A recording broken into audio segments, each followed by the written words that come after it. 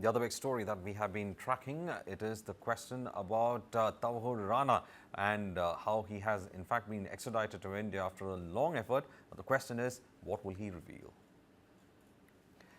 The United States on Wednesday extradited convicted terrorist Tahawwur Rana, a Canadian citizen and native of Pakistan, to stand trial in India on 10 criminal charges stemming from his alleged role in 2008 terrorist attacks in Mumbai. These are in fact shots that in fact show about the moment when Tahawwur Rana had landed at the Palam Technical Airport. You can see that there was a huge security cover that was immediately put into place. We had the SWAT teams of the Delhi police as well as the others in complete control of the situation. These are moments when he was in fact being extradited. US in a statement had released a bit of intercepted conversation between Tahawwur Rana and Headley after the 26/11 Mumbai terror attack. Rana had in fact said that LET terrorists responsible for Mumbai attacks should be honored with Pakistan's highest award, that is Nishan-e-Haider. Now, after the attacks were complete, Rana allegedly told Headley that the Indians deserved it. Now, this is the man who has been evading Indian agencies for almost 17 years and has been trying to, in fact, use the loopholes in the law of his adopted country to, in fact, stay put away from Indian agencies. And finally, after a lot of effort, we have Tahawwur Rana in custody. The moments when he was being extradited there, Tahawwur Rana being marked with security cover around him as he was being extradited from the United States. In fact, you can see the US Marshals also along there who was providing the security cover as he was being extradited from a location in the United States. And one of the biggest issues that have in fact been raised has also been how much does Tahawwur Rana in fact know about the 26/11 deep state planning that was carried in Pakistan. Many of them have said that Tahawwur Rana had done several kind of recce's on Indian cities, but the full information of the handlers who in fact guided those gunmen of 26/11 is something that being looked at. There are shadowy figures within the Pakistani establishment that have come under scrutiny, and probably the interrogation with Tahawwur Rana could join those missing links and give a larger picture of the conspiracy that emanated from Pakistani soil. My colleague Deepak Badana in fact joins us. Deepak, the NIA has got 18-day custody of Tahawwur Rana. It's going to be the big finding that everybody will be looking out for. What would Tahawwur Rana reveal? What is the connections that he would be in fact speaking about, and how exactly the larger picture of the planning of 26/11 emerged? These are the things that the NIA would be looking for, isn't it?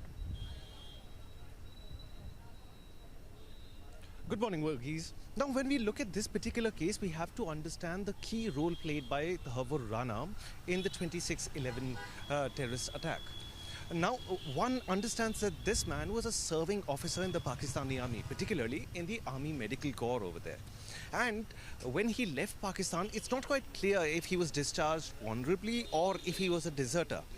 Now, in the years post that, it is widely understood that Rana acted like an asset for the ISI.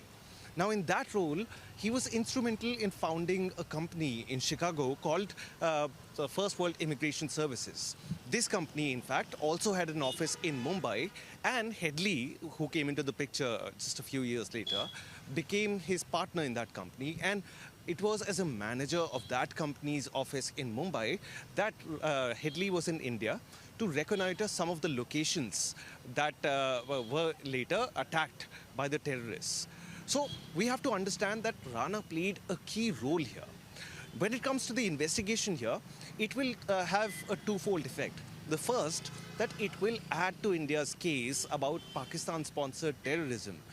One of the things is that Pakistan has, forget apologizing, never even, acknowledged any role of its citizens.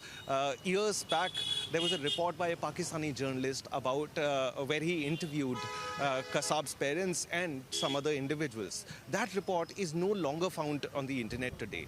So Pakistan has for years denied any connection to the whole attack, despite a bevy of evidence. Rana's case and his stature as a former Pakistani army officer and an insider into the ISI ecosystem will add to the case. Furthermore, the 18-day investigation, the judicial custody, and in the days to come, there will be several revelations on his part about how the Pakistani deep state operates abroad, what are the exact connections between the high commands of Lashkar-e-Toiba, Jaish-e-Mohammed and the Pakistani government, and what are the channels that these organizations use for their nefarious activities. So it will be a big blow to Pakistan's denying their involvement in a lot of these attacks. But most importantly, this trial, this interrogation, this case will be looked upon by the world. After 17 years, the USA has extradited Tahawwur Rana to India. The eyes of the US Department of Justice will be here. And it will be a moment where the world will see the Indian polity and the Indian state bringing justice to a dreaded terrorist and bringing closure to the hundreds who lost their near and dear ones in this horrific, mindless tragedy that was 26/11. Well, also right now we have been said that there is complete security cover that has also been placed, and because of the nature of Tahawwur Rana, revelations could in fact bring in also that there is an effort to ensure that certain conditions that were put in place for his extradition are also met.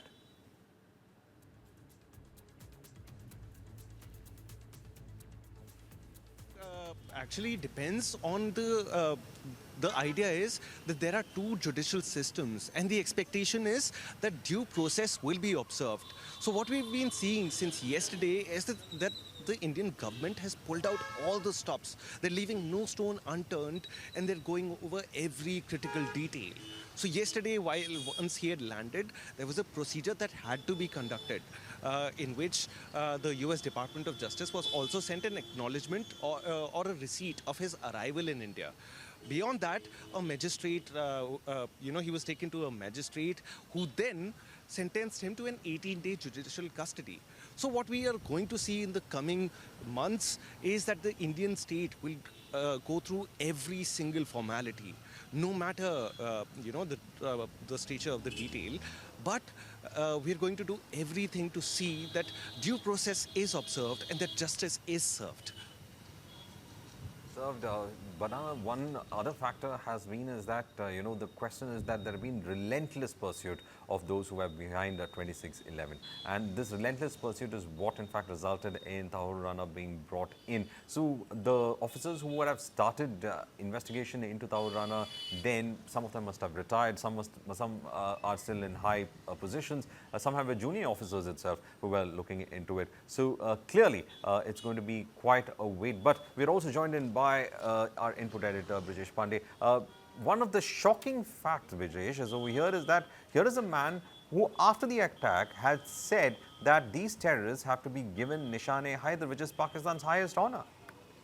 Well, I think, this intercept which has been released by Department of Justice of United States of America once again points to the complicity of Pakistan and the kind of terror network and the safe haven it provides for terrorists all over the world. The fact that Tahawwur Rana, who was who was the mastermind of 26/11 attack and who was working in close coordination with David Headley, was also backed by Pakistan. And the fact is that when this conversation, which was intercepted by Department of Justice, it came to notice that he in fact asked for, as you said, asked for Nishan-e-Haider, which is the highest Pakistan civilian honor for those Lashkar-e-Taiba terrorists who were shot dead during one of the most audacious terror attack as far as India is concerned. Not only that, Tahawwur Rana went on to say that Indians deserved it. This clearly shows where he was operating from, what was his motive as far as this 26/11 is case. And interestingly, I would like to draw your attention to a statement yesterday, which was given by Pakistan Foreign Office, which tried to distance itself from Tahawwur Rana, saying that, for the last 20 years, he has been a Canadian citizen and Pakistan has nothing to do with it. Now, if he had nothing to do with Pakistan, why would Tahawwur Rana would want Nishan-e-Haider, which is the highest civilian award of Pakistan, to be given to those 10 terrorists who were killed, Lashkar-e-Taiba terrorists, 8 to 9 Lashkar-e-Taiba terrorists killed in this 26/11 terror attack in Mumbai? That's the big question that's been out. But also, Bridget, this crucial aspect of this conversation, in fact, points to the fact that there is a larger Pakistani involvement in this. And that's what the question I was asking Banana as well. But Bridget, the fact remains is that what he reveals would also talk about probably this was not just between David Coleman Headley as well as Tahawwur Rana. There were others, the shadowy figures that everybody has been speaking of, like Major Iqbal or Sajid Mir. So there is more to this than just these two people who seem to be the facilitators of a conspiracy, but the very plan being hatched from a group of shadowy figures in Pakistan's deep state. Oh, absolutely. And I think, what the extradition of Tahawwur Rana means for India is that, that after 17 years of big struggle, India has finally been able to catch the mastermind of 26/11. Now, all those, dots which have not yet been connected will be, connected due to information which will be provided by Tahawwur Rana. And most importantly, for India, he will be able to, or in a position to point to the non-state actors who basically wields more power than the state actors itself when it comes to carrying out these kind of terror activities in not only in India but other parts of the world. And I think his extradition is going to be a huge boost as far as the intelligence gathering is concerned, as far as India getting first hand as to who all are the main players as far as 26/11 is concerned. It's going to be justice for the victims of the 26/11, but also for the intelligence apparatus in the country also, who will get to know as to about who other than what they already know were instrumental in providing safe haven to David Headley. Was Tahawwur Rana the only person who was actively helping? Who all helped Tahawwur Rana and David Headley as far as the entire India expedition is concerned? And what happened after that? How were they able to escape the dragnet without being apprehended by the authority and agencies? I think, and who all were, be the Pakistan military or the ISI or other non-state actors who were instrumental in orchestrating one of the most audacious terror attack in the soils of India. So these are the line of questioning which the NIA will be asking Tahawwur Rana as far as 26/11 is concerned. Well, also, Banana, who's in fact Banana, the big question has been always about how this entire process was planned. Of course, British was also talking about the facilitation process and who had in fact planned out. But then this becomes a very big embarrassment for Pakistan, because over the last 30 years, Pakistan has been, especially from the time the US has faced 9/11 itself, Pakistan has been the frontline state from which terrorists have been caught, terrorists have emerged, and terrorists have been in fact being operating from. Pakistan has been playing along with terrorism for quite some time as a tool of state policy. But do you think that with Tahawwur Rana probably in fact having the ability to pinpoint within the Pakistani establishment, Pakistan is going to in fact face another international embarrassment? We saw the last time when Osama bin Laden was in fact taken or rather killed within its cantonment. But this time, if something pins out to that, then it looks like Pakistan is preparing for a huge international embarrassment with more revelations coming in from Rana. Varghese, the Pakistani state is obviously nervous. I mean, you look at the statement that has come out of the Pakistan Foreign Ministry. They've stated that for 20 years, Tahawwur Rana has not, renewed his Pakistani citizenship.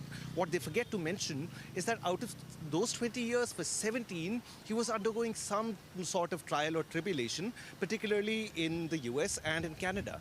So there was no question of him being able to apply for a renewal of this passport. What the Pakistani spin doctors expect is that the world will once again be confused by their spin. However, the fact of the matter is that Pakistan has for more than 3 decades been a fount of terror. You very rightly pointed out that Osama bin Laden, the most wanted man in the world, was found where? He was found right next to PMA Kakul in the Pakistani city of Abbottabad. Barely like 11 or 12 kilometers from the heart of the Pakistani military establishment. And yet, the West has been kind of complicit in their ignorance of, the terror that has emanated from Pakistan. This has caused a lot of problems. India has for decades, pointed out the fact that there are no good or bad terrorists. But the West has at different times taken a rather convenient approach. Cases like this, the one where Tahawwur Rana, a known a key conspirator in the 26/11 attacks, when he's brought to justice, the world will be forced to acknowledge. As for the Pakistani state, were we to go rationally, the state would accept its problems and move on. However, Pakistan has shown itself incapable of any such thought. And even today, they're caught in the same rut. So what we're seeing is that while a Pakistani-Canadian citizen, a former Pakistani army officer to boot, is being held, and being investigated for terror, Pakistan is at the same time trying to renew hostilities at the LAC.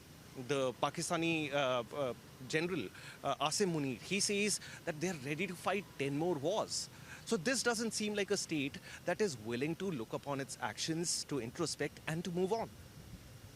Well, to introspect and move on is the big question being asked, but then with Pakistan's domestic politics also playing around, and with so many safe havens and being given as, terrorists being used as a policy of the state itself, it seems that it's going to be a tough choice for it to make, even despite its geopolitics in fact changing. Brijesh, let me come to you once again.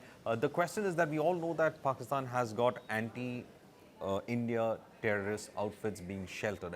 It's an open secret, or rather, it's an open fact. But the fact also remains is that it's not only meddling with India. We have the situation in Afghanistan as well. We have even in certain aspects with regards to Iran as well. Now, looking at the geopolitical situation, how Pakistan has been using its terrorism, is it that this particular extradition would have a larger South Asian ramification when it comes to what could be spilt?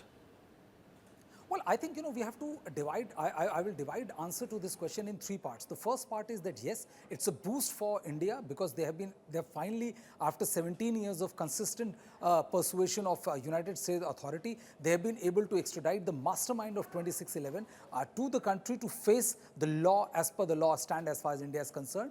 He'll be interrogated, they will be able to get first-hand information about his complicity, about the complicity of others, and how the entire, the state, non-state actors, jugalbandi, if I may use the word, which goes on in Pakistan as far as fomenting trouble in India is concerned. So that is going to be a huge morale booster for the agencies and the army and the other forces which are deployed, because this is perhaps for the first time, such a high-ranking terrorist has been extradited to India. B, as Bhadana was hinting at, the fact is that, that the West, it's high time that the West should shed the kind of hypocrisy and duplicity it practices when it comes to terrorism. Pakistan is a safe haven for terrorists, is like, the sun rises in the east. Everybody knows about it. But there's no effective steps taken to neutralize those terror networks, or not effective pressure is being exerted on Pakistan to destroy and dismantle those terror havens because of the kind of, the geographical, unique geographical nature of the Pakistan. Afghanistan is next, Russia is there, China is there. So, it limits the role which the United States of America can play. But I think it's high time that the entire West should wake up and smell the coffee as far as, terrorism is concerned. The third would be, I think, Pakistan will be hard-pressed to deny. They'll be on the back foot as far as denial of any sorts, related to 26/11 is concerned, because Tahawwur Rana is an ex-Pakistan army. He is an ex-Pakistani and Canadian. The reason he couldn't, renew his passport and others was because he was been arrested. He was in U.S. detention for almost 17 years now. But whatever, information Tahawwur Rana is going to speak, is going to spill out, I think will add to one more round of embarrassment. And the complicity of Pakistan providing not only safe haven to terrorists, but also to actively participate in these kind of attacks or fomenting trouble in India is concerned, will be thoroughly exposed. Varghese? Well, also, Brijesh, I was reminded in 2019 on a Bill Meher show where you had Richard Clark coming in and saying, who national security consultant then, coming in saying that Pakistanis are pathological liars. They don't know that they're lying anymore. It became a very famous statement regarding the situation in Pakistan. So, well, looks like this is what they'll have to keep up. The ISPR, in that case, Rana will be on an overdrive, trying to counter everything that Rana would in fact be saying. Well, I think, what will happen is that, that I agree with then security analysts that, that Pakistan is a pathological lie, doesn't know whether it's a speaking lie anymore. But the same also, in a different way applies to United States of America and other Western countries, that they have a very convenient narrative of that what happens in India and other countries which are at the forefront or receiving, these cross-border terrorism or receiving these kind of, lone wolf strikes in Jammu and Kashmir, and also big terror activities like what happened in 26/11 and all, they very conveniently brush aside the concerns of India and other countries who are at the forefront of receiving this firsthand. But when it comes to their own interest, that remains paramount. Still, one of the plea bargain of David Headley, who is perhaps, the fountainhead, if I may use, paraphrase the title of the word, fountainhead of jihad, as to this a fountainhead of information of exactly what happened and who all are the key players and whether Pakistan is the only country which had the knowledge before 26/11 took place. The plea bargain is that he cannot be extradited to any other country, and India also had to fight very hard to gain access to interrogate David Headley. So I mean, these double standards which the West is imposing or West preaches when it comes to these kind of scenarios, are very tragic scenarios, will have to come to an end if they want to have an effective fight against terror worldwide. Burgess? Well, let me in fact go to Barana as well. Barana, of course, Brijesh has raised up a very pertinent question on this. He's asked about whether the duplicity of the West should be also looked into. Well, it looks like Afghanistan is no longer a very strategic interest for the Americans, and therefore relying on Pakistan to do its bidding in Afghanistan or using its influences in the Taliban in Afghanistan is no longer required. So it was an apt time to just release Tahawwur Rana to Indian authorities. Do you think that was what was at play for 17 years? Well, it's certainly a good sign, the fact that the US has extradited this terror conspiracist to India. It's certainly a very good beginning, but there is a long way to go. There are bastions of comfort for Pakistan in the West, be it Canada or Britain, or in fact even Germany. One must know that, in the decades past, when the Indian government wanted Heckler and Koch weapons, submachine guns, the Uzis for the Indian paramilitary, Germany often used this excuse of the so-called human rights abuses in Kashmir, to deny us that. And at the same time, they were supplying their known rifle, the G3, to the Pakistani army. So the West has practiced double standards. It's looked at, the others' problems are other problems, as Dr. Jaishankar pointed out, that Europe particularly must understand that the world's problems are also its problems. It cannot expect the world to sympathize with its problems while it takes a convenient, excuse to skirt away any of our frustrations or the problems faced by the rest of the world. So this will be a good beginning. Whether or not the world will change, we'll know in the years to come. But as India's stature rises on the global stage, we will make a much more forceful and possibly much more successful effort in bringing justice to all these people.